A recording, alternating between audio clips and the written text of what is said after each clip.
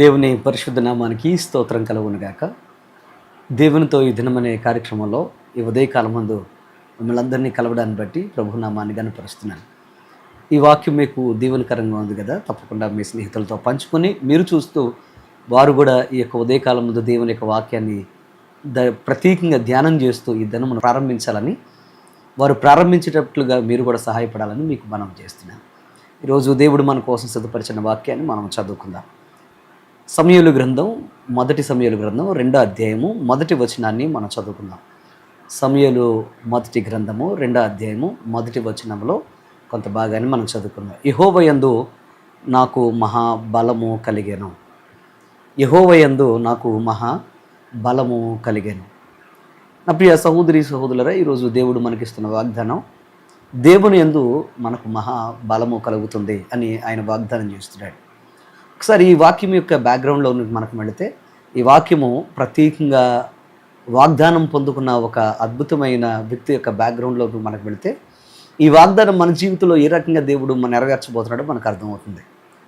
హన్న తన జీవితంలో పిల్లలు లేక చాలా బాధపడి భర్త దగ్గరికి వెళ్ళి నాకు బిడ్డలు కావాలి అని ఎంత వేడుకున్నా, భర్త నిస్సహాయ స్థితిలో నేను దేవుణ్ణా నీకు పిల్లలు ఇవ్వడానికి అని భర్త ఎప్పుడైతే ఆ మాట అన్నాడో, రివర్స్ అయ్యాడో, వేదనతో పడుతున్న వేదనకరమైన మాటలు, సూటిపోటి మాటలు, అందరి దగ్గర తలదించుకున్న పరిస్థితులు, ఫలింపు లేదనే బాధ, వేదన, ఇక నా జీవితంలో ఇలా మూడులాగా మిగిలిపోవలసిందేనన్న భయంకరమైన వేదన పరిస్థితుల్లో మెల్లమెల్లగా మానసికంగా బలహీనరాలై, శారీరకంగా బలహీనరాలై, అన్ని విషయాల్లో కృంగిపోయి ఏం చేయాలో అర్థం కాని దేని స్థితిలో ఒక భయంకరమైన బాధాకరమైన దుఃఖకరమైన హృదయము దుఃఖముతో నిండిన దీన స్థితిలో దేవుని యొక్క సన్నిధికి వచ్చి ఆయన బలిపీఠం దగ్గర మోకరించి, అయ్యా నా జీవితంలో ఈ నిందను తొలగించు, నాకు ఒక కుమారుని దయచేనైనా ఆ కుమారుని నీకే నేను ఒక అర్పణగా అర్పిస్తాను ప్రభా అని ప్రార్థించడం మొదలుపెట్టింది.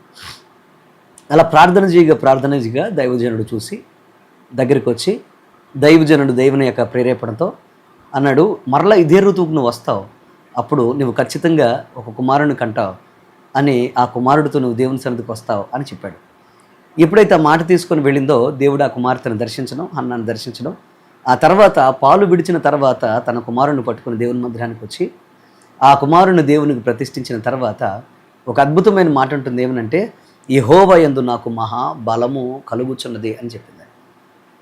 ఎందుకు ఈరోజు ఈ మాట మీకు నేను గుర్తు చేస్తున్నాను అంటే, దేవుడు మనతో మాట్లాడుతున్నాడంటే, ఈరోజున ఆర్థిక, ఆధ్యాత్మిక, శారీరక, అలాగే మానసిక అనేక రకాలైన ఇబ్బందుల చేత, కష్టాల చేత, కన్నీళ్ళ చేత, అవమానాల చేత ప్రతి మనిషి తన జీవితంలో భయంకరంగా వేధించబడుతున్నాడు, రోధించబడుతున్నాడు, అలాగే బలహీనులైపోతున్నారు. ఒక కష్టం మనిషిని పట్టి పీడించి బలహీనతకు గురి చేస్తుంది. నాకు మంచి జరగట్లేదనే ఆలోచన, లేకపోతే నేను గెలవలేకపోతున్నాననే ఒక బాధ, నేను ఎంత ప్రయత్నం చేసినా ఈ యొక్క ఉద్యోగాన్ని సాధించలేకపోతున్నానో, లేకపోతే ఈ యొక్క వ్యాపారంలో నేను ఫలించట్లేదనే ఒక భయంకరమైన బాధ, వేదన, దుఃఖం ఆ మనిషిని నీరుగార్చి ఆఖరికి బలహీనులుగా మార్చేయడాన్ని మనం చూస్తూ ఉన్నాం. ఈరోజు నా ప్రియ తమ్ముడు, చెల్లి, ప్రియ సహోదరి, సహోదరుడా, ఒక కార్యం జరగట్లేదంటే ఆ వ్యక్తి కానీ ఆ యొక్క కుటుంబం కానీ బలహీనులు అయిపోతారు. దీర్ఘకాలం ఆ కార్యం పట్ల లేకపోతే ఆ పరిస్థితుల పట్ల విజయం లేదంటే వారు ఎంత గొప్పవారైనా దీనులు అయిపోతారు. ఈరోజు నా ప్రియ సహోదరి, సహోదరులు, ఒక వ్యక్తి యొక్క జీవితంలో దీనత్వం, బాధ, వేదన, బలహీనతలు ఎలా పోతాయి అని అంటే, బలహీనంగా ఉన్న పరిస్థితుల్లో ఎవరైతే దేవుని యొద్దకు వచ్చి మోకరించి వారి బలహీనత నిమిత్తం ప్రార్థన చేస్తారో వారు తప్పకుండా మహాబలవంతులు అవుతారు. ఇక్కడ వాక్యం చదివినట్లుగా ఆ స్త్రీ కూడా, అంటే ఆ హన్నా కూడా బలహీనమైన పరిస్థితుల్లో కన్నీరు గార్చి దేవుని చేత మహాబలం పొందుకుంది. దేవునికి స్తోత్రం కలుగుగా. తన కన్నీళ్లు దేవుని సన్నిధిలో ఉంచింది, కన్నీరు కార్చింది, ఆ కన్నీళ్లు మహాబలంగా మారిపోయినాయి. కొరింథీయులకు రాసిన పత్రిక 2వ పత్రిక 12వ అధ్యాయం 9వ వచనంలో అంటాడు అపోస్తలుడైన పౌలు గారు, నా బలహీనతల్లో నా దేవుడు నాకు మహాశక్తిని, మహాబలమును, మహాపరిపూర్ణతను అనుగ్రహిస్తున్నాడు అని అన్నాడు. ఈరోజు నా ప్రియ సహోదరి, సహోదరులు, ప్రతి మనిషి జీవితంలో బలహీనతలు ఉన్నాయి. బలహీనత లేని మనిషి ఎవరు లేరు. కష్టాలు లేని కుటుంబం ఎక్కడా లేదు. ఈరోజు నా తలదించుకొని వేదన పడుతూ రేపేం చేయాలి అనే ఆందోళన లేనివారు ఈ రోజున ఎవరు లేనట్టుగానే కనపడుతున్నారు. ఎంత చెట్టుకంత గాలన్నట్లుగా ఒక్కొక్కరికి ఉండే కష్టం ఒక్కొక్క రీతిలో ఉంది. అయితే ఈ కష్టాల్లో, ఈ కన్నీళ్ళు, ఈ సమస్యల్లో దేవుడు నీతో మాట్లాడుతున్నాడు. ఈ దినమందు ఒకవేళ బాధతో వేదనతో ఏమవుద్ది, నా పరిస్థితి ఎలా ఉంటుంది అని కంగారు పడుతున్నావేమో, నా దేవుడు నీకు ఇస్తున్న వాగ్దానం ఏంటంటే, నీ బలహీనతల్లో నా యేసయ్య దగ్గరికి వస్తే తప్పకుండా ఆ యేసయ్య నీ జీవితంలోకి అద్భుతం చేస్తాడు. ప్రార్థన నీ జీవితంలో, కన్నీటి ప్రార్థన, వేదన, బాధాకరమైన పరిస్థితుల్లో నీకు విజయాన్ని తీసుకొస్తాయి అనే విషయాన్ని మీరు మర్చిపోవద్దని మీకు ఆనర్ చేస్తున్నాను.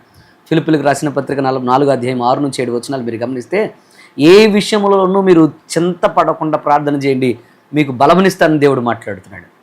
ప్రార్థన మనుషుల చేతుల్లో ఒక బలమైన ఆయుధం అని మర్చిపోవద్దని మీకు మనవి చేస్తున్నాను. శత్రువులు మించిన బలం ప్రార్థనలో ఉందనే విషయాన్ని మీరు గమనించండి. ఈరోజున ఎవరైతే దీనస్థితిలో, బాధతో, వేదనతో, ఆర్థికంగా కృంగిపోయి, కుటుంబ సమస్యల చేత కృంగిపోయి మారని వ్యక్తుల చేత, మారని భర్తల చేత, మారని పిల్లల చేత ఈరోజున వేదనకరమైన పరిస్థితుల మధ్య నుండి దేవుని సన్నిధికి వచ్చారేమో, ఈరోజు దేవుడు మీతో మాట్లాడుతున్నాడు. ఆయన సన్నిధిలో ప్రార్థన చేసుకోండి. బలహీనతల్లో బలంనిచ్చే దేవుడు. ప్రార్థన ద్వారా బలమును పొందుకొని, శత్రువుల మీద విజయం పొందుకొని, రక్షణలో నువ్వు ఎప్పుడైతే బలాన్ని పొందుకుంటావో, ఆయన ఇచ్చే రక్షణ పొందుకొని నువ్వు బలమైన సాక్షిగా నిలబడతావు. సో ఈరోజు ఏ కలవరం ఉన్నా, ఏ కన్నీరున్నా, హన్నా ఎలాగైతే తన బలహీనతలో దేవుని దగ్గరికి వచ్చి మహాబలం పొందుకుందో, నీవు కూడా ఆయన సన్నిధికి వచ్చి మహాబలం పొందుకోవాలని మిమ్మల్ని అందరినీ ఆహ్వానిస్తున్నాను. ఈ దినమంతా మీరు చేసే ప్రతి పనిలో, ప్రతి ప్రయత్నాలు మీకు తోడుగా ఉండి ఆయన అద్భుతం చేస్తాడు.